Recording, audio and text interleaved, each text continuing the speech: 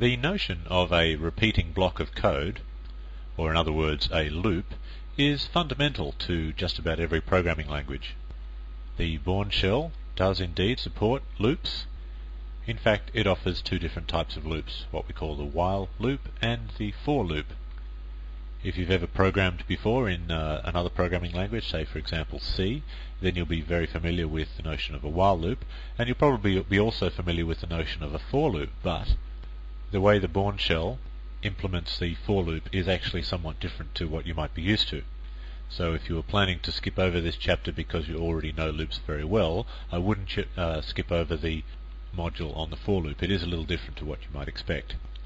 Also in this chapter we discuss the notion of arithmetic. We find out the way in which we can actually implement arithmetic using the shell. That's in the module on EXPR. Anyway, let's begin. We'll start with the while loop. If you're very comfortable with the if statement and the way it conditionally executes a block of code, then you'll probably be fairly comfortable with the while loop.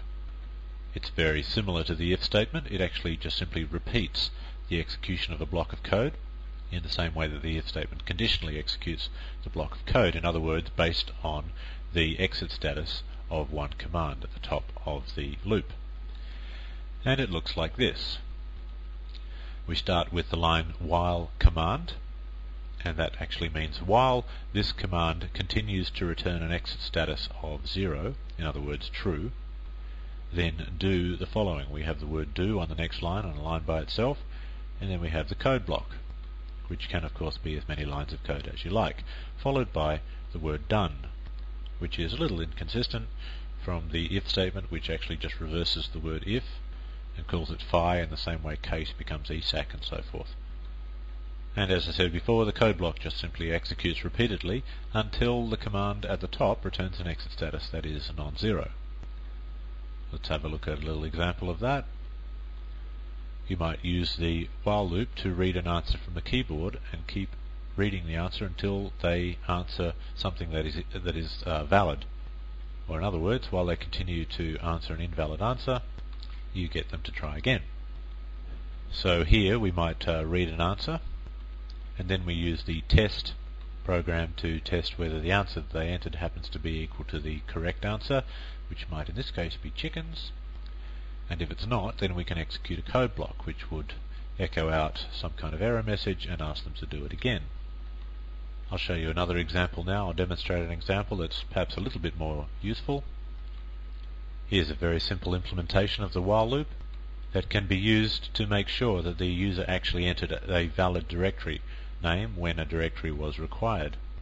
You simply ask them to enter a directory and then you test it using of course the test program, the open square bracket, and if it is not a directory then you can print out an error message to that effect and ask them to enter that again, and that will keep going around and around and around and around in that loop until such time as they enter a valid directory name, at which point it will drop out to the bottom and echo out the word congratulations. Now the block of code between the do and the done may never get executed because the directory that they enter the very first time may actually be a directory. So let's have a look at that running. I'll run that now. Please enter the name of a directory. Well, I'll just type in some garbage there. Okay, that's not a directory. Please try again. And if I just press enter by itself, okay, so that's empty is not a directory. Please try again. I'll just type in /temp, and that is a directory. So that is clearly working. So there's really not much to the while loop. It's quite simple. If you understand the if statement, then you probably understand the while loop. It's actually simpler than the if statement because it doesn't have an else clause or an elif or anything like that. But there is actually one interesting, shall we say, advanced thing that you can do with the while loop, which I'll just show you now because it is very, very useful at times. It's actually possible to get a while loop to process each line of the output of a given command. In other words, to execute the code block once for each line of the output of the command. Let's have a look at an example of that. The command in this case might be the who command.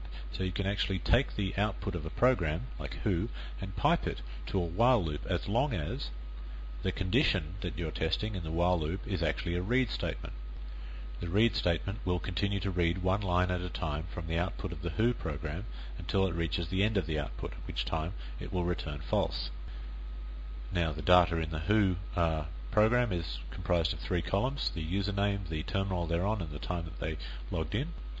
So I can read the data from that line into 3 different variables: user, term, and time, and then I can simply echo that out. User has been on term since time, or I can process that in any way that I like. That is an extremely useful construct.